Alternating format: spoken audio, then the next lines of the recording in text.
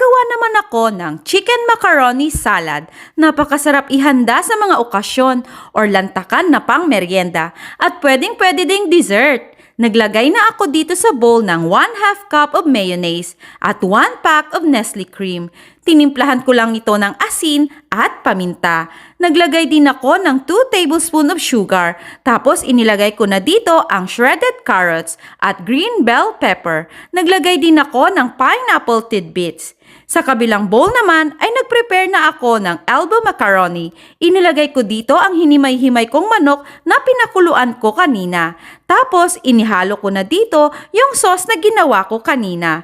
Iminix ko lang ito at inilipat ko pala sa mas malaking lalagyan para maihalo ko ito ng mabuti. Naglagay din ako dito ng shredded cheddar cheese at hindi ko rin kinalimutan ang mga pasas. At ayan, pwede ng aking chicken macaroni salad. Napakasarap